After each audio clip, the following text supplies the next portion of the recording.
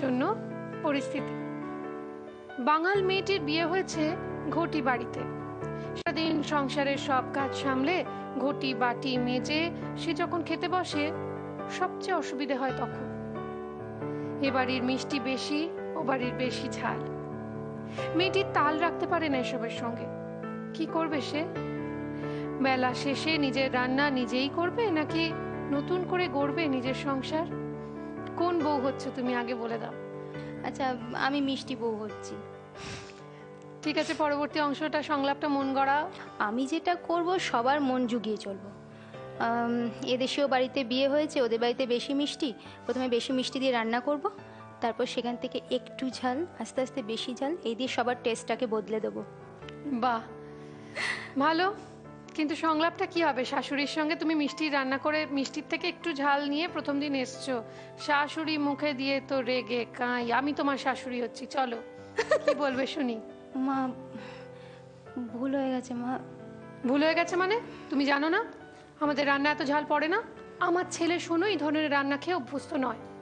তোমাকে এবাড়ির রীতিনীতি, এবাড়ির সমস্ত আচার আচরণ মেনেই চলতে হবে। ও মা, তোমার ছেলে যখন ভুল করে তখন তো তুমি বেশ সুন্দর মেনে নাও, আমার বেলায় একটু মানো। বাহ, স্বীকার করছো তাহলে ভুল করেছো? আচ্ছা, করলাম স্বীকার। এমন ভুল দ্বিতীয়বার হবে না তো?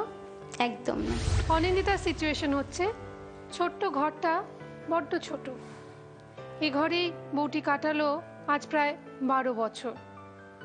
ছোট ঘরের ছোট এক জানলাই বউটিকে বাঁচিয়ে রেখেছে এতদিন। জানলা দিয়ে তাকালেই সে দেখতে পেত এক বিশাল শিমুল গাছ। সব দুঃখ ভুলে যেত সে। কিন্তু আজ যে তার মাথায় বজ্রাঘাত। জানলার উপাশে এক বিরাট পাঁচিল। ও পাঁচিল তুলেছে কে? সব ঢেকে যাবে তো, সব আলো মুছে যাবে জীবন থেকে। ছটপট করছে ভেতরটা, কিন্তু আমাকে তো বাঁচতে হবে।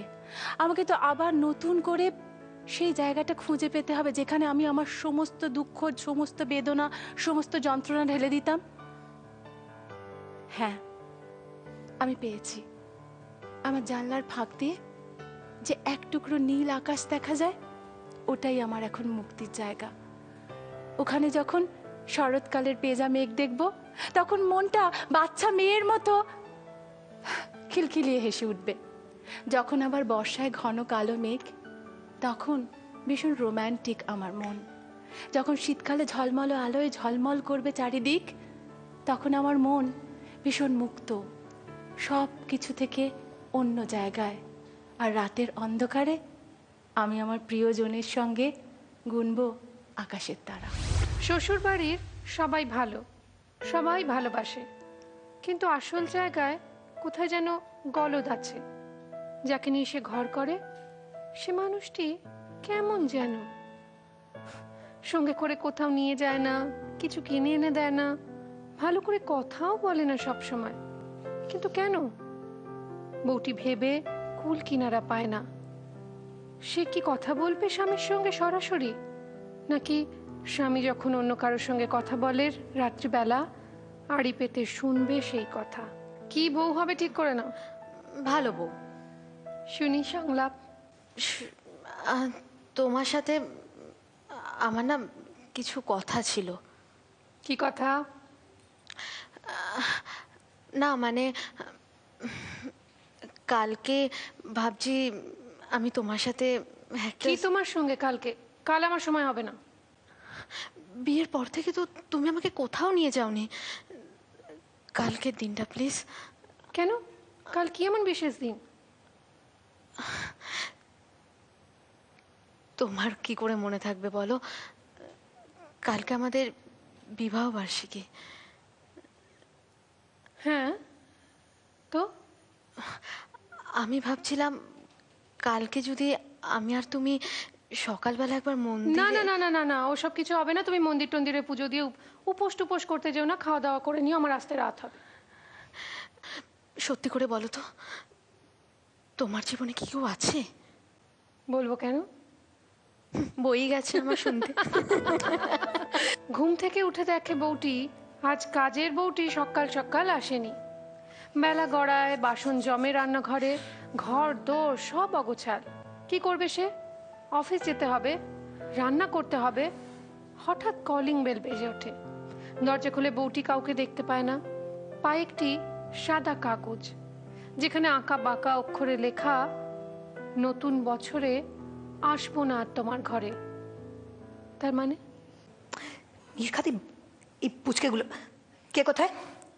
এটা না বাবা, পটলাকে বকলে আবার ওর বাবা যেরকম খেপে টেপে যায়, হতেও পারে। ওই বাহটা তো কেন লিখতে যাবে? আমার বাড়িতে আসবে না, অদ্ভুত ব্যাপার। কার যে এত কাব্য। পদ্মর মা, পদ্মর মা, পদ্মর মা চিঠি লিখবে কেন? কাকে ফোন করব? কাকে ফোন? এই সময় বোনের ফোন করার কি দরকার আমি বুঝি। আর কি হয়েছেটা কি? কাজের লোক আসেনি, বাড়ির সামনে একটা চিঠি, নতুন বছরে। হ্যাঁ, কি কি কি বক্তব্যটা কি তোমার? April fool? আজ 1 এপ্রিল নাকি? খুব ভালো হয়েছে।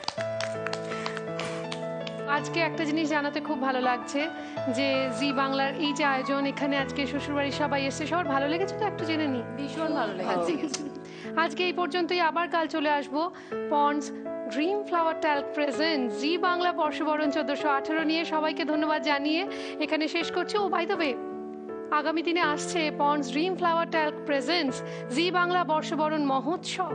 সেটা কি জানতে চোখ রাখুন জি বাংলার পর্দায়। আজ এই পর্যন্তই, ভালো থাকুন, ভালো রাখুন, শুভরাত্রি, নমস্কার।